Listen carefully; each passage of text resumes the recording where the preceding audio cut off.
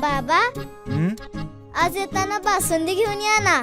अगं कालच आपण आईचा वाढदिवस होता म्हणून आणली होती ना.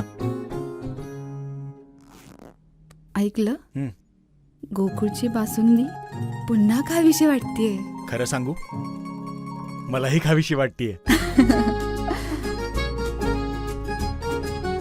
पुन्हा पुन्हा खावीशी वाटणारी गोकुळ बासुंदी. कणकवली नगरपंचायतीनं शहराचा विकास आराखडा प्रसारित केला. या विकास आराखड्यावर बहुसंख्य कणकवलीतील स्थानिक नागरिकांनी आक्षेप घेतला. नगराध्यक्ष संदेश पारकर यांच्यासमोर आपली कैफियत मांडली. याबाबत स्थानिकांचं नेमकं काय म्हणणं आहे पाहूयात. कणकवली शहराचा विकास आराखडा पुढील 20 वर्षासाठी प्रसिद्ध करण्यात आला आणि त्याच अनुषंगाने कणकवलीचे नागरिक यांनी त्याच्यावर आक्षेप घेतला आहे. विकास आराखड्यामध्ये बहुसंख्य जमिनी आमच्या ह्या अजून कित्येक वर्ष पडून राहणार आहेत. त्यामुळे नेमकं या संदर्भात काय निवेदन दिलं आहे? आज नगरपंचायत तुम्ही आलात, काय नेमकं निवेदन दिलं आहे? आज आम्ही निवेदन असं दिलं की मुडेश्वर मैदान या अगोदर 1999 पासून स्टेडियमचं आरक्षण होतं आणि 1999च्या पूर्वी MIDC आरक्षण होतं. म्हणजे आरक्षणाचं आम्हाला 50 वर्ष आमची जमीन आम्ही विकसित करू शकत नव्हतो. पण आत्ताच्या नवीन टिपीमध्ये असं केलं त्यांनी 1140 गुंठे ही स्टेडियमसाठी होती, त्यांनी आता ती ग्रीन झोन केली आणि उर्वरित 500 गुंठे स्पोर्ट्स कॉम्प्लेक्ससाठी ठेवली.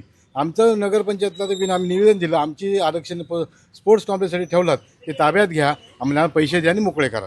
साहेब, तुम्ही देखील आज नगरसेवक म्हणून या ठिकाणी सगळ्यांची जी कैफियत आहे नगराध्यक्षांनी सांगितली, काय नेमकं? नाही, महत्त्वाचा विषय काय आहे, जे आरक्षण पडलेलं आहे ते बऱ्याचदा लोकांना विश्वासात न घेता पडलेलं आहे आणि त्याच्या विरोधात आम्ही हा आवाज उठवलेला आहे. आणि मुडेश्वराचा जो मुरेडोंगरीचा जो विषय आहे तिथे ऑलरेडी 50 वर्ष आरक्षण होतं आणि आता जे स्पोर्ट्स कॉम्प्लेक्सचं आरक्षण पडलेलं आहे, लोकांच्या कुठल्याही हरकती नाही आहेत की स्पोर्ट्स कॉम्प्लेक्स नको व्हावं अशी अजिबात इच्छा नाही आहे. पण महत्त्वाचा विषय, तुम्ही लोकांना विश्वासात घेऊन ह्या गोष्टी केल्या पाहिजेत. नगरपंचायतचं पण ते महत्त्वाचं काम आहे की त्यांनी लोकांना सांगितलं पाहिजे होतं की असं असं आरक्षण पडणार आहे, त्या संदर्भात तुमची काही हरकती असतील तर तुम्ही आम्हाला सांगा, पण त्या कळवण्यात आलेल्या नाही आहेत. निश्चितच आता एक हरकती हा सध्या 30 दिवस आहे पुढे असं एक जाहीर केलेलं आहे 26 तारखेला. नाही, मुदत आमची एकच मागणी आहे, जी आता हरकती दिलेल्या आहेत त्याची मुदत वाढ मिळून दे. नाहीतर काय होणार आहे, आता भूमी अभिलेखाचं संप चालू आहे, तिथे आम्हाला भाग नकाशा जे हवे ते मिळत नाही आहेत लोकांना, ते गैरसोय सगळ्यांची होते आहे. मग त्या संदर्भात पण नगरपंचायतने निर्णय घेतला पाहिजे की बाबा आपण यांना मुदतवाढ दिली नाही तर त्यांना नकाशे कसे मिळणार आहे त्या सगळ्या गोष्टीचे. त्यामुळे आमची एकच मागणी होती नगरपंचायतकडे की तुम्ही ह्याच्यात हस्तक्षेप करावा आणि काय तो निर्णय द्यावा. पुढील काय मागणी असेल या संदर्भात? नाही, आम्ही आता सर्वांना त्याचं निवेदन देतो आहोत. मुरेडोंगरीचा जो विषय आहे, तुम्हाला जर ह्या संदर्भात जर ती जागा घ्यायची असेल तर आमची कुठलीही हरकत नाही आहे, पण त्याचा जो शासकीय दर आहे त्याच्याप्रमाणे आम्हाला जर त्याचा जर योग्य मोबदला मिळत असेल तर आम्ही सहकार्य करायला तयार आहोत ह्या सगळ्या गोष्टीला. तुम्ही महत्वाची भूमिका घेतली, नेमकं GR मध्ये काय लिहिलंय, काय सांगता? मुळात आधी आमच्या स्थानिक ग्रामस्थांवर शेतकऱ्यांवरच अन्याय झाला आहे 40 वर्ष आणि आता परत हे 20 वर्ष 25 वर्ष.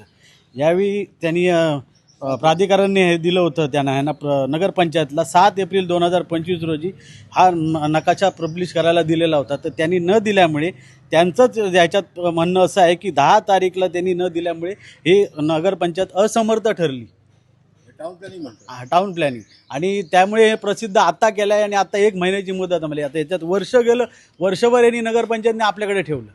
त्यांना 1 वर्ष भूमिका काय असणार पुढे भविष्यात तुमची? आमची भूमिका आता आम्ही उपोषणावर बसतो 23 तारीखला त्याच्यावर आमरण उपोषण. कारण हे केलेलं आहे, हा मॅप एवढा म्हणजे सगळीकडे रोड बी 2 घरांच्या मध्ये 2 फुटाची जागा त्या ठिकाणी 9 मीटरचा रोड टाकलाय. आणि हा कोणाच्या वैयक्तिक ह्याच्यासाठी नाही आहे, विरोधात आहे. हा आमचा नगरपंचायत कणकवलीच्या विरोधातला लढा आहे. कारण आरक्षण जे आहे ते नगरपंचायतचं आहे, बरोबर आहे. तुम्ही नगरपंचायतला आरक्षण टाकलेलं आहात ना, मग तुम्ही पण त्याला केराची टोपली दाखवू शकता ना, तुम्हाला जर मान्य नसेल तर. नगरपंचायतचं हे काम आहे.